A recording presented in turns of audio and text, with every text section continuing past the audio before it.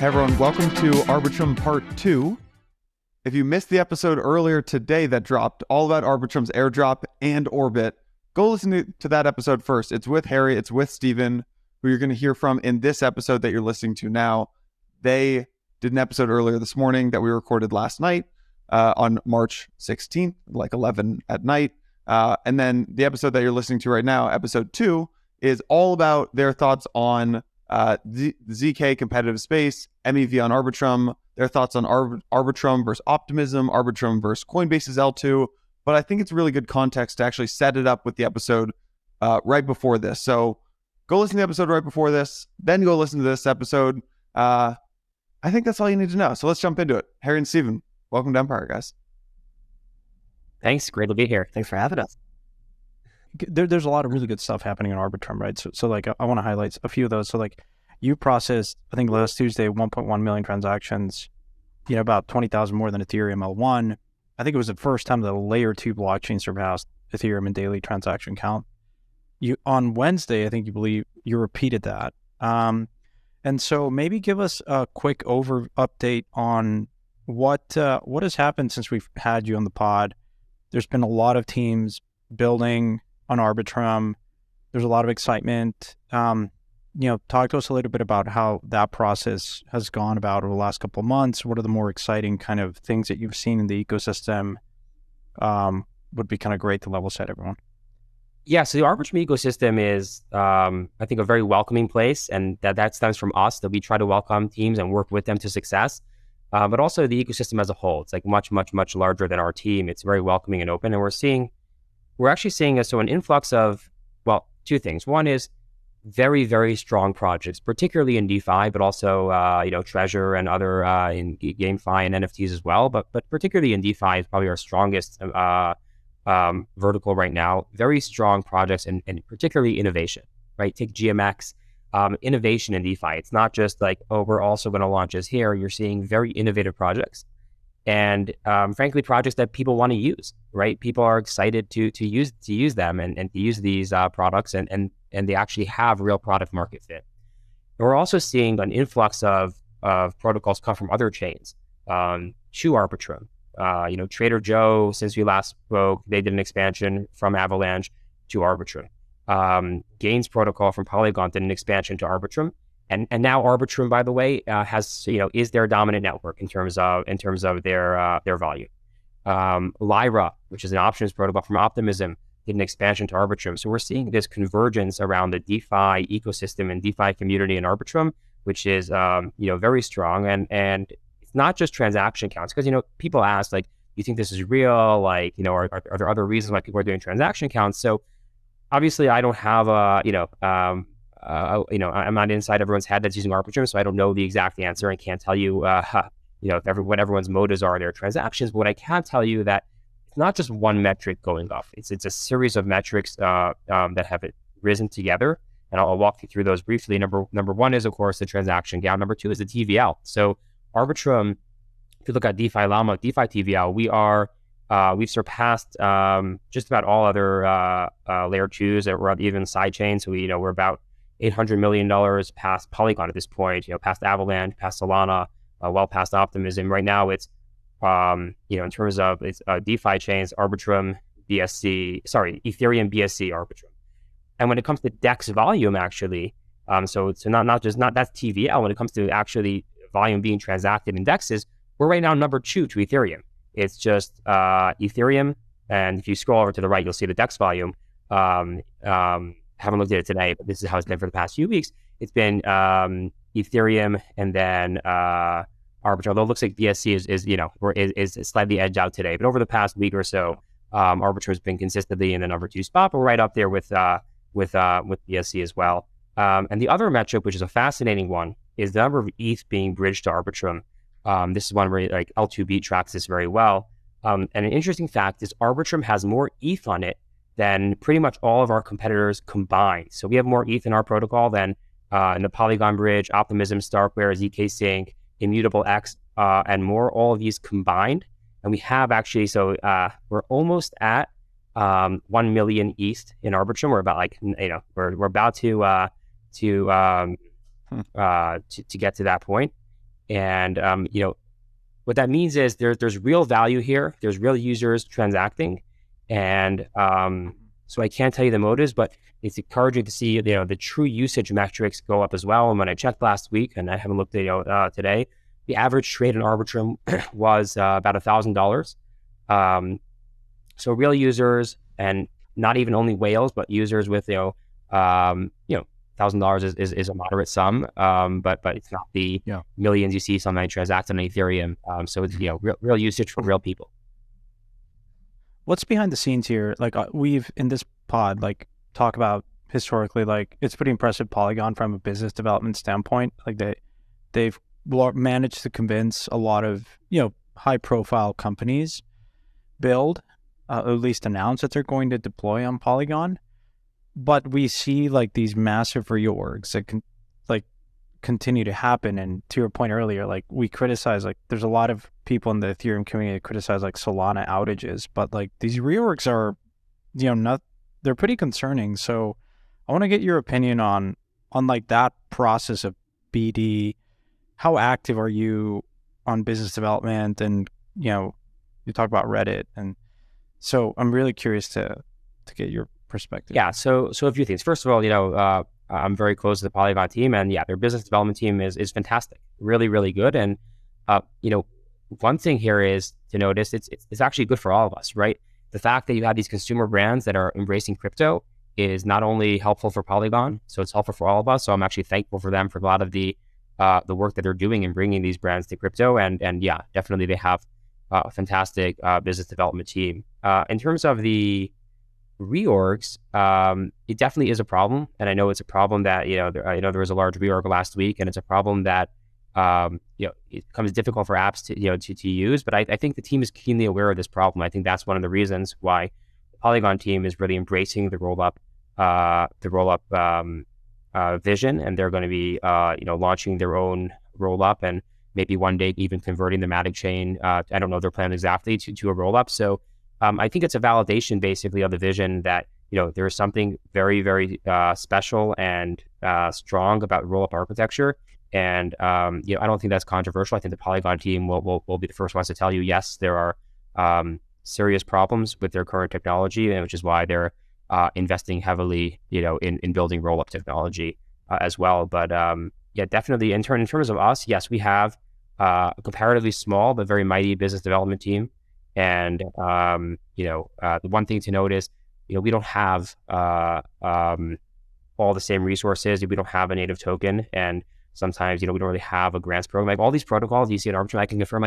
I've never paid GMX anything, right? I've never paid any DeFi project anything to launch an Arbitrum. And that's not to say it's bad too. It's just those aren't resources that we have today. So we are competing in the realms that we can. And I think the things that people like about us is we have best in class, resources and support. We really try to work at a project to make them successful. I think something that differentiates us from some other teams, and not to name anyone in particular, there are some teams out there that optimize for the announcement. Like, we got an announcement, the project is moving to us, or this company is launching at us. We don't optimize for the announcement. We optimize for the success. The announcement is day one, and then day two, once that media cycle has died down, we say, all right, let's roll up our sleeves and make sure that this is an absolutely successful launch for you. And I think the thing you'll see is all those projects that I mentioned before that come to Arbitrum, they've been very, very successful in Arbitrum. And I'm not going to take credit for it myself. I think that's as an ecosystem we embrace, but our team also does as much as we can as well. How much of you think of there's been speculation about a token launch, some airdrop happening?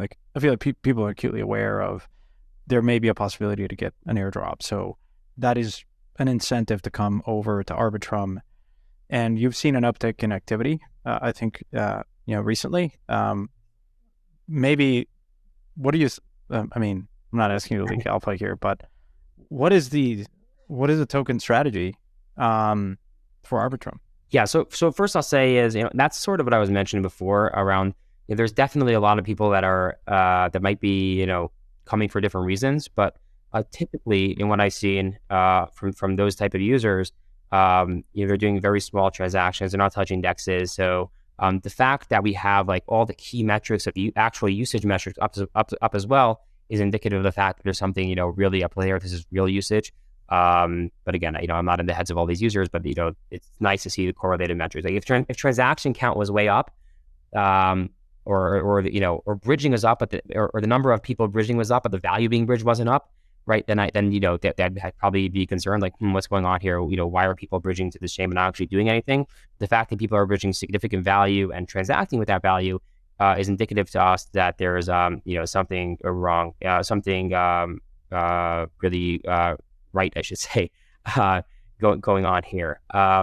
In terms of we've obviously don't have a native token and can't don't really have too much to share, unfortunately, about our plans there. But what I will say is our goal as technologists, and that's where we come from this, right? We're first and foremost a technologist. Of course, Off-Chain Labs is a business, but we're first and foremost about the technology, about the security. That's why we chose to be in this business, and that's what we care about. That's what we're passionate about. And one important question is, how do we get to how does a roll-up decentralize, and how does that full decentralization happen?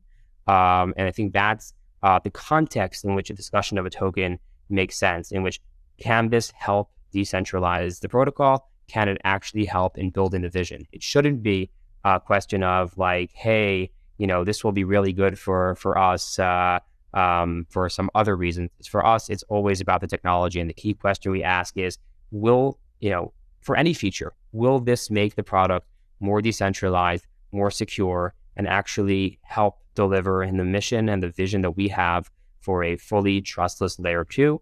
And, that's how we consider the question about a token, and really all their questions in that. And, there are obviously some good arguments both ways there, but that's sort of the framework that we use.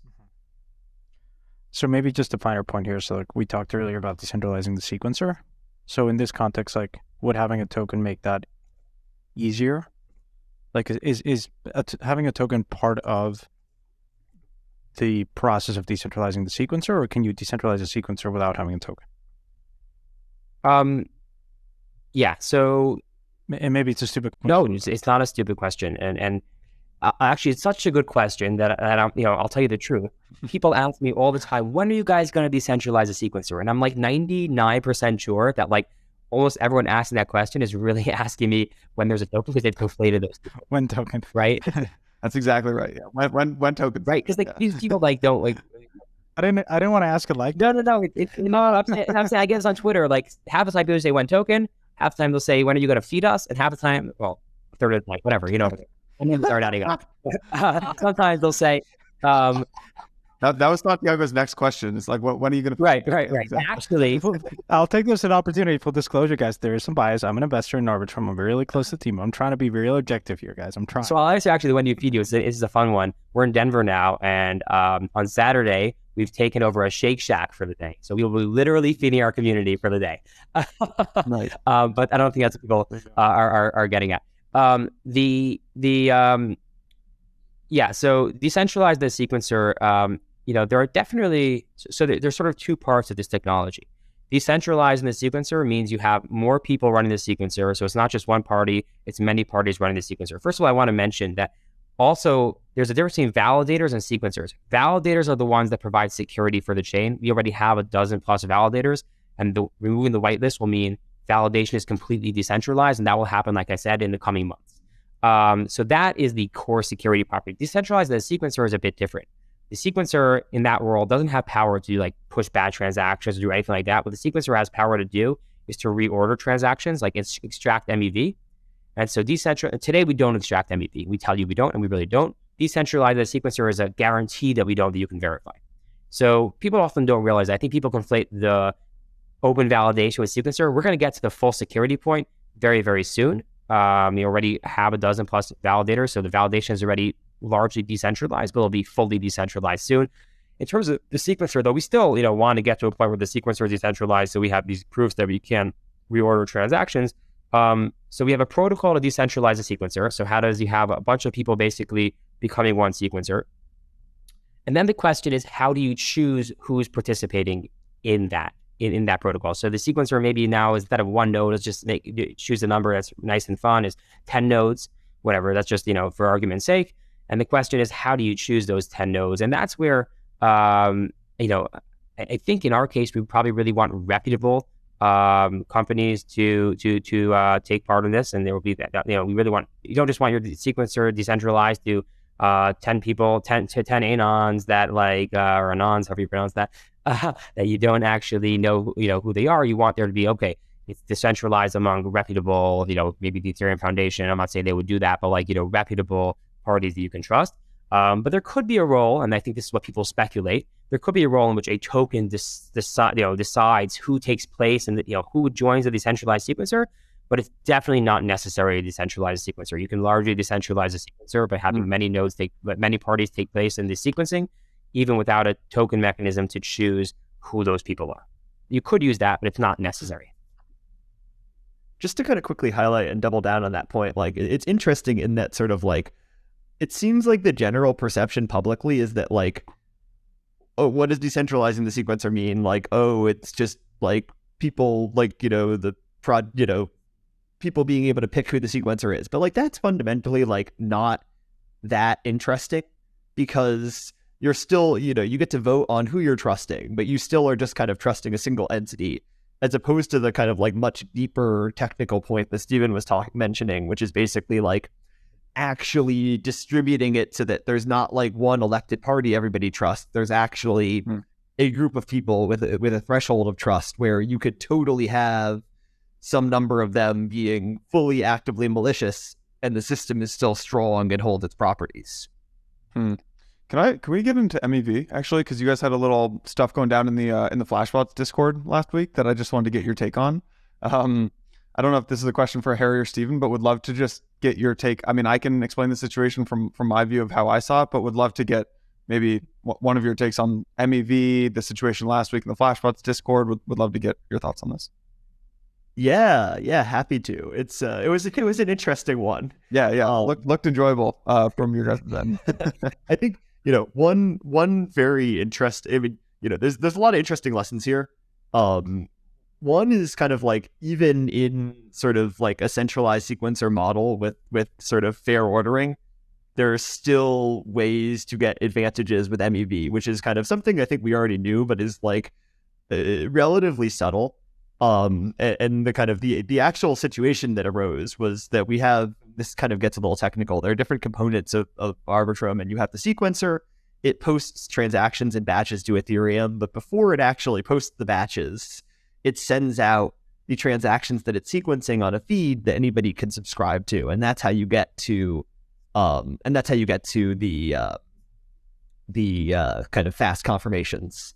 But it turned out that they were being sent out in a random order to all of the people who were subscribing, and so we figured out that basically there was a huge incentive for backrunners to subscribe tens of thousands of times to the feed, in the hopes that they would hear about the already confirmed transactions milliseconds sooner than their competitors and gain an advantage. So I mean, it really kind of highlights that sort of there are always these opportunities for MEV, and kind of backrunning is one that is kind of generally a good. It's the reason why kind of the DEX actually shows the right price, because there's an arbitrage opportunity and somebody will come in and sort it out so that users can actually sort of pay whatever the kind of correct price is.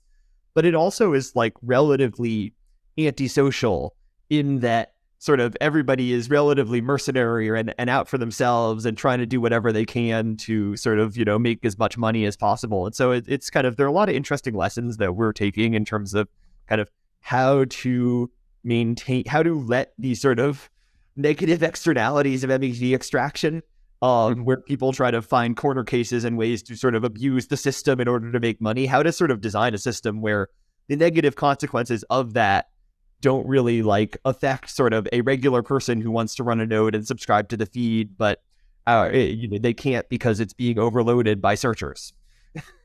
Yeah, I mean, I feel like one of the pushbacks here was that Off-Chain Labs would be from this PR was that Off-Chain Labs would be taking any potential MEV revenue for Arbitrum and giving it to like AWS or something, farms or something like that, and keeping it for themselves or instead of the ecosystem. Like that was the narrative I'd say that was getting. I think it wasn't us keeping it.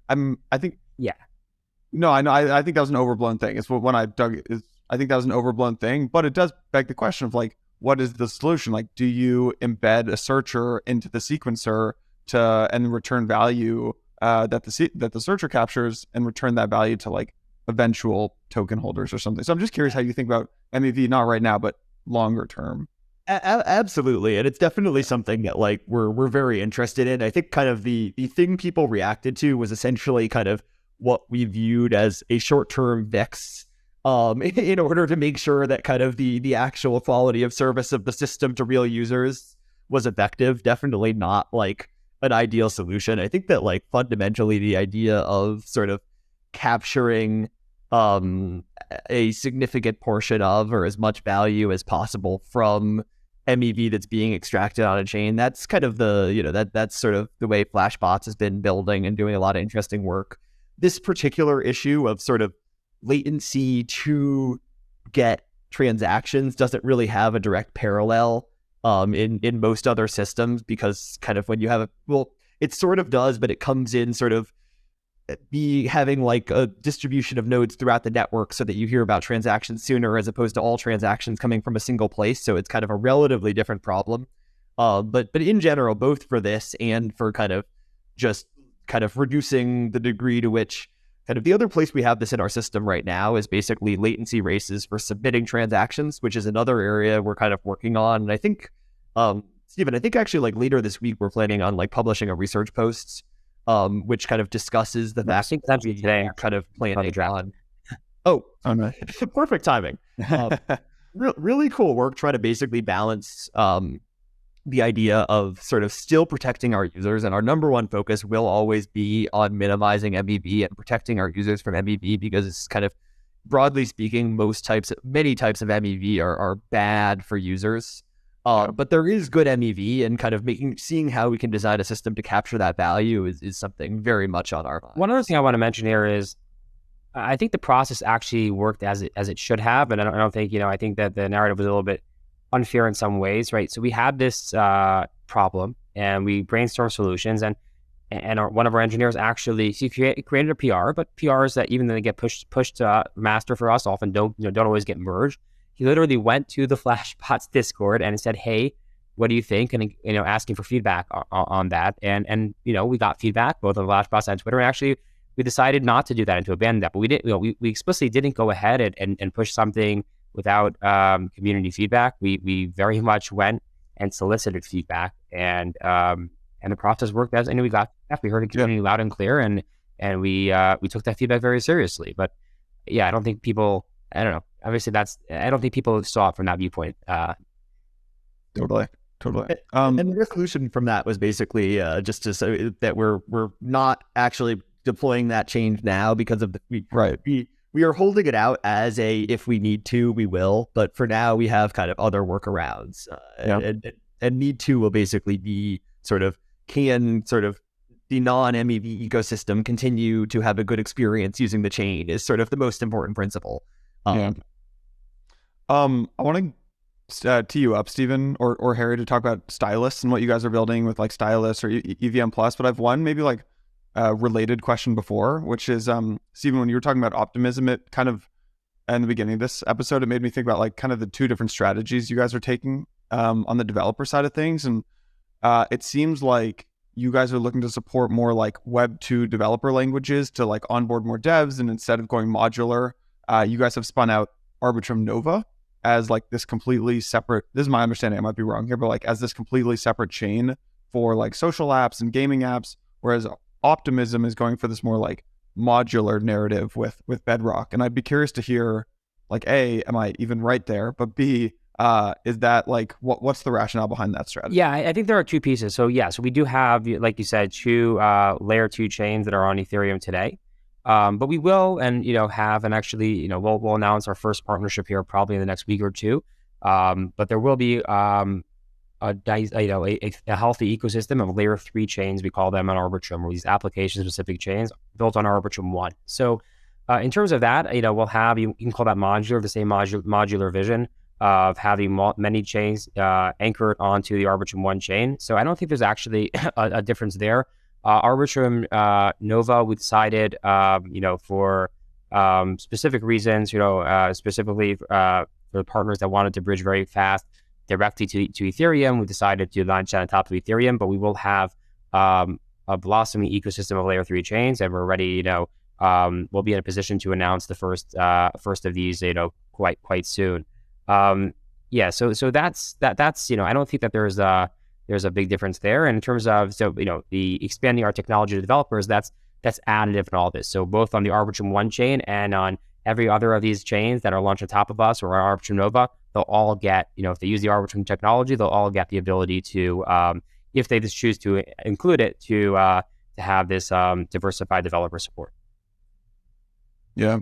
Stylus is one of the coolest things I think I've seen in terms of like onboarding more developers. My understanding is that so through these like WebAssembly smart contracts, users are going to be able to deploy programs on Arbitrum written in their favorite programming languages like Rust or C or C++ that run to run those alongside EVM programs on Arbitrum.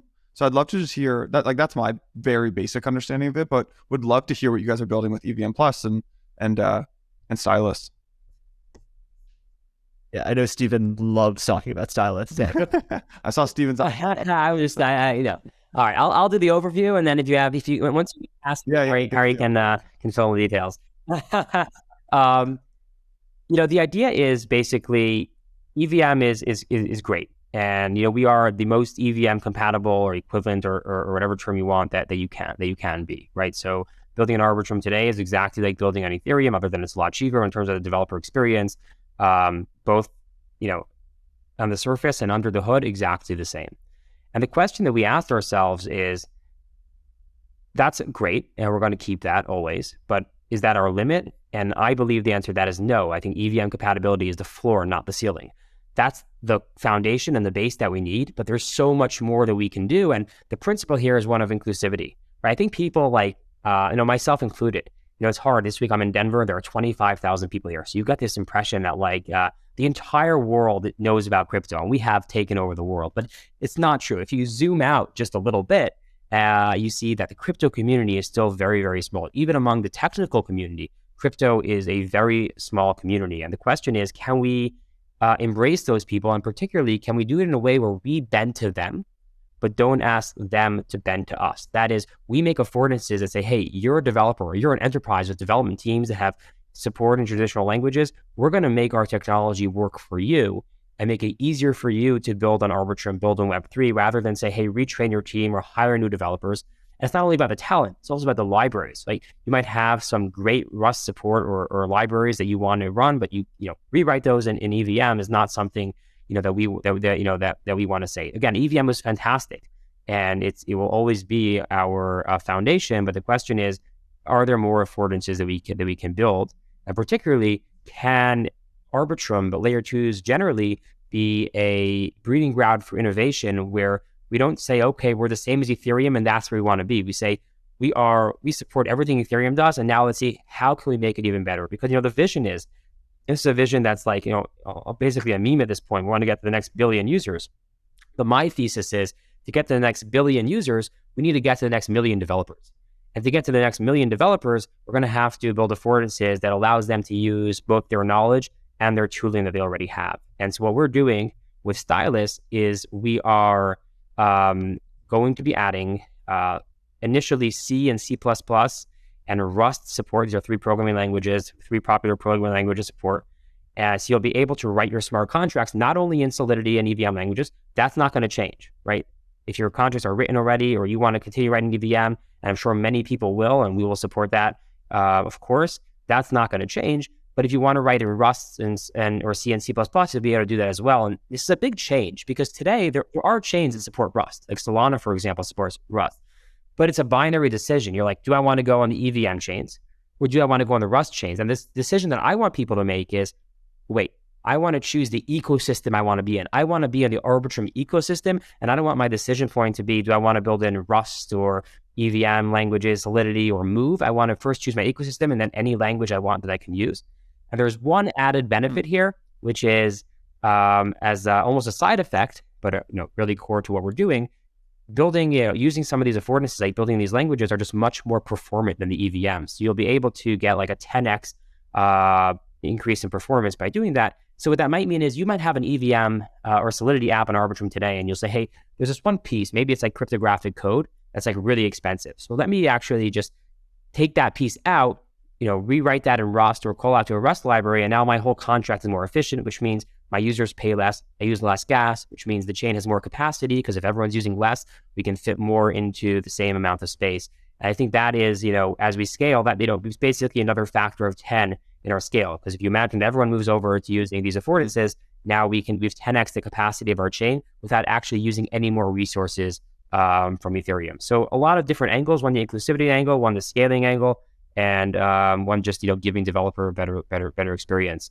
That's basically the motivating what's motivating this upgrade. But again, EVM support is not going to change, is not going anywhere. So if my thesis is wrong and no one wants this, nothing will change, right? Everything will work exactly. I think that people will want this, but the point is, I have a feeling this is a good thesis, even for what it's worth. Yeah, we invested a lot. I mean, like we've had, to be fair, like we've had other chains and like other networks, and they've admittedly said, look, the tooling is not there. Like Cosmos, for instance, like great tech, but they sort of would tell you we need to go a long way in sort of making it easier for developers to come on board. And there's just a whole segment of developers that understand these other languages that would just expedite the process for them to start getting interested in writing and building stuff. So I agree with Jason here. I think it's fairly positive. Who do you guys see? Do you see like Coinbase's L2 and Optimism and like the other L2s as your main competitors? Or do you see like Solana and Avalanche and like alternative L1s as your main competitor? Who do you think of as like when you hit the whiteboard? Yeah, so Harry and I may have different answers here. I'll answer you from the sort of partnership BD perspective. Sure. What I view the main competitor basically is when I'm talking to a project, who else are they considering building on, right? That's from a technical perspective, it might be whose technology is closest to us. But from, an ecosystem growth perspective, it's, what choices are you considering? And I think the ones that we see most are people are either coming to us or Polygon. Those are most of the conversations that we see today. So in some sense, we're competing with we're competing for Polygon with Polygon for teams. But again, it's a very friendly competition, and we have great respect for the Polygon team and a really good relationship with them. I have an answer that's not, which is hit me. our greatest competitor is ourselves. Like,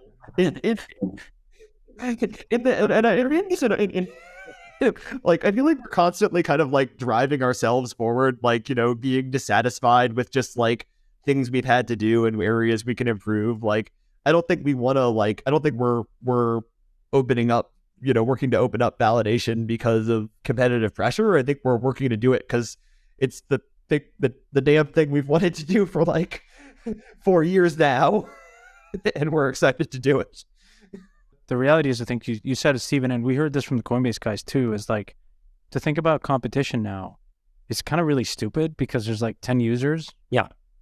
And like, so like if everyone acquires and is doing the BD efforts and brings on an incremental user, then it's net positive, because I guess the question here is multi-chain deployment is you need to believe that that's going to be the case, right? Like the Trader Joe example you mentioned, the Lyra example, like a lot of these teams, as you mentioned earlier, may have deployed in another L2 or another L1. And eventually, if the users are there, they're going to want to come to Arbitrum, right? They're going to want to have a footprint there. And I think the best, if you invert and you believe that to be true, then you go out and acquire as many users. You don't really kind of focus on, because that's the thing. I think fundamentally, historically in crypto, we've talked a lot about like acquiring this like circle of 10 whales, whereas the real game is how do we get the 10 to 100 million users, because then there's a lot to go around, right? I think everyone wins in that scenario, unless, of course, to your point, Harry and Steven, is if your chain's not secure, then go home, pack up your shit and go. Like, yeah, you know what I mean? Like, I agree. Maybe I won't. Yeah, I completely agree. And like I said, I cheer every time I see Polygon have like a big BD win where a consumer brand comes, because it just means that there's more knowledge of our industry, and whether they're on Polygon or an Arbitrum or Polygon now, but maybe they'll be an Arbitrum one day. Like that to me is a win for our industry, and that's what we need. We need that, particularly in the post FTX. There's so much, like, people look and just say, like, they think they can't differentiate. They just think this is all bad. Some people, and they're obviously, in my opinion, very incorrect, but the idea that we get more mainstream adoption is a win for our entire industry. And in some sense, we all rise together. I want to get your thoughts on the ZKs. Obviously, we look at pictures of Denver. It's all the rage. The room is full. Everyone has a strategy. You guys have been relatively quiet, although I think we've talked about this in the prior episode. I'm curious to get your thoughts on like the evolving landscape of zero knowledge proofs and ZK rollups, and there's a bunch of teams. It's a term that gets thrown around very like loosely, but I think there are many distinctions. So maybe just spend like the last like 10 minutes talking about ZKs, what's all the rage, what's your strategy if there is one, and then we can go from there. Yeah, so a few things. One, we have nothing against ZK or ZK proofs. If you look at my research history, I've been researching and doing work in ZK and cryptography generally goes back to probably 2013 or so. That being said, one other thing is, I think that differentiates us from some of our competitors. If you look at the name of our company, we're Off-Chain Labs, right? I think just about every other one of our competitors has their particular technology built into their name. That could be like Optimism, or it could be ZK Sync or Starkware. And again, a lot of these are fantastic teams, but the idea is that we come to this problem and say we want to solve the problem with the best tools available today. We're going to not come here and say, hey, if you have a plumber come to your house, you wouldn't want someone showing up to your door and saying, here's a wrench. This is what I'm using to fix it. You say, don't you want to take a look at the problem first? Maybe the wrench isn't the right tool. It's like, no, whatever your problem is, I'm going to fix it with this wrench. I think that's the wrong approach here. I think our goal is to say we need to bring scale to users. And by the way, we need to bring scale to users today. And we're bringing scale to users today. And we need to do that using the best and most secure tech possible today. And that is, indisputably today, Arbitrum and Arbitrum's particular flavor of optimistic rollup. And we're happy to innovate. And if ZK proofs come to a time where I think that they are cost competitive, which I don't believe they are today, because the proving costs are going to be much larger than our costs, when they're compatible, which they're not today, because EVM is not built to be in a circuit, and you have all sorts of incompatibilities, both in terms of gas accounting, things that are expensive in circuits are cheap in the EVM, like hashing, and vice versa. And you just have a developer experience that's different. And often these protocols will have a small laundry list of incompatibilities or things that differ between EVM, and the compatibility is not there. And even to the extent that they are there, by the way, there's, in my opinion, no path that these projects can realistically get to anything like Stylus, where they, the extent that they're getting EVM support is because they're very hard coding decisions now in their circuitry to get them to tailor to the EVM. To get something general like Stylus that allows us to add more programming languages, I don't think is there today. So there's cost and there's compatibility, and then there's just our future vision, which are currently not compatible with the ZK technology as we know it, as we see it. And I think we're significantly far away from that. But if that changes, I'm not going to eat my words. I'll be happy, and we will happily embrace that technology. Anecdotally, one of the key innovations in the Arbitrum research paper, which was we published at Princeton in 2018 at the Unix Security Conference, was what we call the Arbitrum Virtual Machine, or the AVM. And when we launched in August of 2021, that was powering our fraud proofs, the Arbitrum Virtual Machine. When we launched Nitro a year later, we retired the AVM completely. So this thing, which was like the crown jewel of our research, we said it served its purpose, but we've built something better now. So that thing, which I can confirm, Harry, myself, and Ed literally spent years working on, and it's a work of art. And from an academic perspective, it's extraordinarily elegant. But we had the realization and said, we have something that's actually simpler and actually works better, and we can build our fraud proofs in a way that also allows us to extend them in more ways and be more performant and use more standard tooling. And so we're going to retire that. And there was no one happier to retire that than me, and probably Harry was also. It was great. And the point is, we're happy to continue to innovate and build our technology. We're scaling up, right? We have a team of, a large research team, large engineering team. It's only getting larger because we're not saying, all right, let's pat ourselves on the back. We built this, we're done. We're saying, how do we get even better?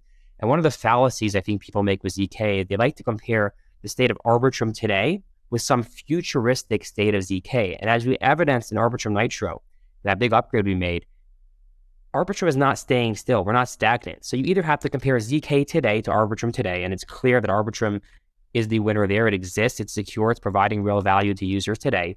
Or you compare Arbitrum in the future, a year or 2 or 3 or 4 or 5 from now, with ZK at the same time, and Arbitrum won't look like it does today at that time. And frankly, I'm actually looking forward to the launch of the ZK EVM chains. I think, like I said, I have nothing against their technology. I'd like to see how they perform.